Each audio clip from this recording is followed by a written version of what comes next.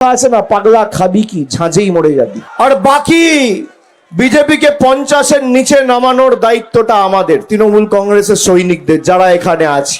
মানুষ আগামী দিন 50-এর নিচে বিজেপিকে নামাবে। টাটা গোষ্ঠীর বিদায়ের সঙ্গে সঙ্গেই রাজ্যে শিল্পায়নের বিদায় ঘণ্টা বেজে গিয়েছে। 26শে বিধানসভা নির্বাচনের আগে সাফ বুঝিয়ে দিতে চাইছে বঙ্গ বিজেপি। প্রধানমন্ত্রী নরেন্দ্র মোদীকে সামনে রেখে রাজ্যে শিল্পায়নের জন্য বিজেপির হাতই ধরতে হবে 26-এর আগে, সেই বার্তাই তুলে ধরা হয় রবিবার সিঙ্গুরের জনসভা থেকে। এবার একটাই সুর, একটাই সংকল্প, পাল্টানো দরকার, চাই বিজেপি সরকার। ये काम कौन कर सकता है? ये काम कौन कर सकता है? ये काम आपका एक वोट कर सकता है। आपके वोट की ताकत है।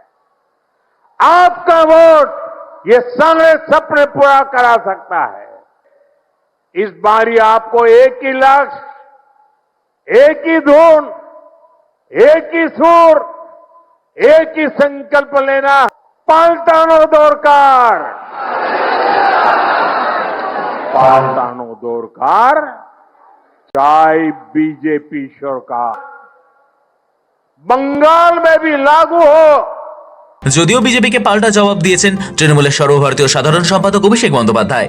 নদিয়ার চাপড়া থেকে সোজা সাপটা ভাষায় জানিয়ে দেন, আগামী দিনে বিজেপি এ রাজ্যে 50-এরও কম আসনে নেমে যাবে। কালকে প্রধানমন্ত্রী এসে মালদায় বলেছে পাল্টানো দরকার, তাই নাকি বিজেপি সরকার বাংলার মানুষকে পাল্টাতে চাইছেন। পাল্টানো দরকার, পরিবর্তন দরকার। পরিবর্তন হবে আপনাদের। যারা জয় শ্রীরাম বলে সভা শুরু করতো, এখন জয় মা কালী আর জয় মা দুর্গা বলে সভা শুরু করছে। আর বাকি বিজেপিকে 50-এর নিচে নামানোর দায়িত্বটা আমাদের, তৃণমূল কংগ্রেসের সৈনিকদের যারা এখানে আছে। মানুষ আগামী দিন 50-এর নিচে বিজেপিকে নামাবে। 5 বছর ধরে যে অত্যাচার করেছো না, আমি বলবো ভাঙো বিজেপির অহংকার, সইব না বিজেপির অত্যাচার। ভাঙো বিজেপির অহংকার, করো বিজেপিকে ছাড়কার, বহিরাগতদের করো ছাড়কার। মোদীকে কার্যত কটাক্ষে বিধে অভিষেক বলেন, তৃণমূলকে যারা আক্রমণ করে তারা একবার নদিয়ার মাটিতে এসে দেখে যাক বাস্তবটা কি।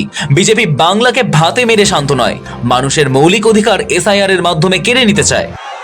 যারা তৃণমূলকে আক্রমণ করে, তৃণমূল কংগ্রেসের ক্ষমতা কি একবার নদিয়ার মাটিতে এসে দেখে যাক। যারা তৃণমূলকে দুর্বল ভাবে,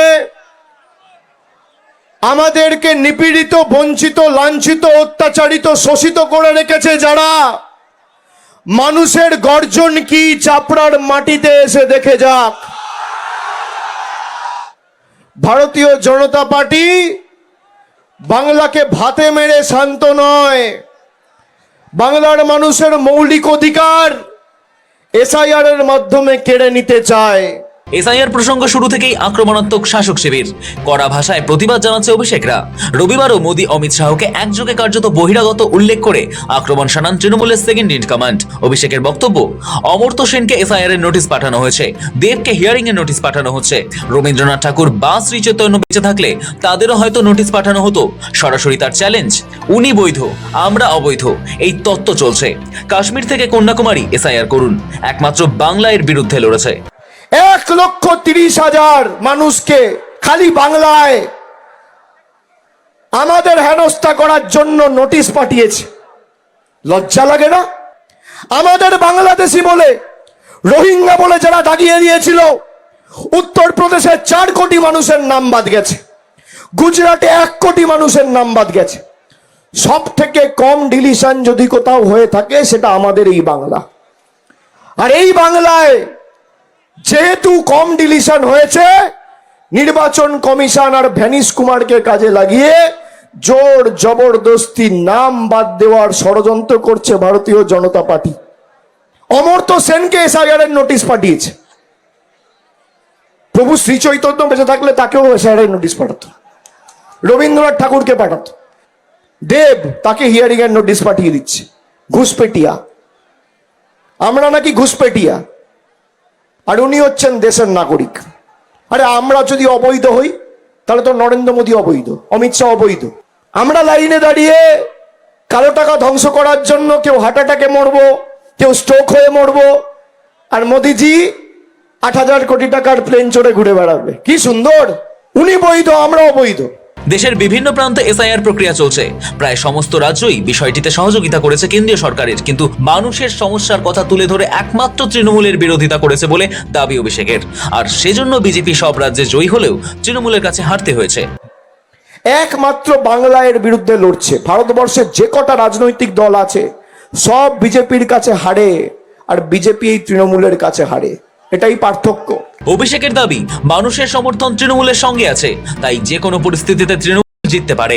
বিজেপির সঙ্গে সেই সমর্থনটা নেই, মানুষের ভালোবাসা নেই। তার দৃঢ় বিশ্বাস আগামী দিনে বিজেপি এ রাজ্যে 50-এরও কম আসনে নেমে যাবে। বিজেপির বিরুদ্ধে বাংলাদেশি তকমা দেবার অভিযোগ তুলে অভিষেক বলেন, বাংলার ক্ষমতা দেখাতে হবে। বিজেপি ক্ষমতায় এলে মানুষ বাড়ি থেকে বেরোতেই পারবে না, সবকিছুতে ফর্ম ফিল আপ করতে হবে। প্রধানমন্ত্রীকে নিশানা করে তার একটাই কথা, বাংলায় এসে পরিবর্তনের কথা বলছেন মোদী, কিন্তু ইতিহাস ভুলে যাচ্ছেন। লর্ড কার্জন বহু বছর আগে এসেও বাংলাকে ভাঙতে পারেনি, আর উনিও পারবেন না। বাংলার মানুষ পাল্টায়নি মোদিজি। তার কারণ আপনি বাংলার মানুষকে শাস্তি দিয়ে পাল্টাতে চাইছেন। আপনি বাংলার মানুষের 100 দিনের কাজ, জল, মাথার ছাদ সব আটকে দিয়ে, ভোটাধিকার কেড়ে নিয়ে মানুষকে শিক্ষা দিয়ে পাল্টাতে চান। আপনি চান যাতে বাংলা আত্মসমর্পণ করে, বশ্যতা স্বীকার করে, মেরুদণ্ড বিক্রি করে মাথা নোয়ায়। বাংলার মানুষ পাল্টাবে না। আপনি বলেছেন পাল্টানো দরকার, আমি একমত আপনার সাথে। পাল্টানো দরকার, পরিবর্তন দরকার। পরিবর্তন হবে আপনাদের। যারা জয় শ্রীরাম বলে সভা শুরু করতো, এখন জয় মা কালী আর জয় মা দুর্গা বলে সভা শুরু করছে। পাল্টাবেন আপনারা। তারা ভুলে যাচ্ছে 1905 সালে লর্ড কার্জন এসেই বাংলাকে ভাঙতে পারেনি। দেশের রাজধানী কলকাতা থেকে দিল্লি তুলে নিয়ে যেতে বাধ্য হয়েছিল, কিন্তু তাও বাংলার মধ্যে বিভাজনের রাজনীতি, সাম্প্রদায়িকতার বীজ বপন করতে পারেনি লর্ড কার্জন। দেশের প্রধানমন্ত্রী আর নরেন্দ্র মোদী আর অমিত শাহ তো কোন ছাড়। আর এদেরকে খাঁচায় বন্দি করতে হবে। চলবে না অন্যায়, টিকবে না ফন্দি। জনগণের আদালতে মোদী বাবু হতে হবে বন্দি। বন্দি আপনি হবেন। চাপড়ায় বক্তব্য রাখার সময় অভিষেকের বক্তব্যে উঠে আসে আবাসের টাকা প্রসঙ্গ। সেখানেই অভিষেক ঘোষণা করেন, আগামী 15 দিনের মধ্যে মমতা বন্দ্যোপাধ্যায় সরকার 20 লক্ষ মানুষকে মাথার ছাদের ব্যবস্থা করে দেবে। আবাস যোজনার টাকা সরাসরি উপভোক্তাদের ব্যাংক অ্যাকাউন্টে ঢুকিয়ে দেওয়া হবে। এই বাংলায় আগামী 15 দিনের মধ্যে মমতা ব্যানার্জি সরকার 20 লক্ষ মানুষকে মাথার ছাদের ব্যবস্থা করে দেবে। আবাসের টাকা ডাইরেক্ট ব্যাংক ট্রান্সফার করে অ্যাকাউন্টে পৌঁছে দেবে। গীতা পাঠে মারধর থেকে শুরু করে মমতা বন্দ্যোপাধ্যায়ের রাজনৈতিক যাত্রা সব ওঠে অভিষেকের ভাষণে। মমতা বন্দ্যোপাধ্যায় কিভাবে ক্ষমতায় এসেছিলেন 34 বছরের শাসন ভেঙে, তা বিজেপিকে জেনে নিতে বলেন অভিষেক। যে বাংলা স্বাধীনতা আন্দোলন থেকে নবজাগরণের পথ দেখিয়েছে, সেই বাংলাকে ভাঙবেন, মমতা বন্দ্যোপাধ্যায়কে শিক্ষা দেবেন। একটু সিপিএম এর থেকে ট্রেনিং নিয়ে আসুন, জানুন মমতা বন্দ্যোপাধ্যায় কি জিনিস। 34 বছরের জগদ্দল পাথরকে একা ভেঙে চূর্ণ বিচূর্ণ করে দিয়েছে। অভিষেক সাফ বলেন, হিন্দুত্ব মানলে স্বামী বিবেকানন্দের মতাদর্শে বিশ্বাস করবেন। যোগী আদিত্যনাথের হিন্দুত্বে নয়, ভেঙে দেওয়া গুড়িয়ে দেওয়ার রাজনীতিতে বিশ্বাস করে না তৃণমূল। শাহের মদকের রিপোর্ট, সময়, কলকাতা।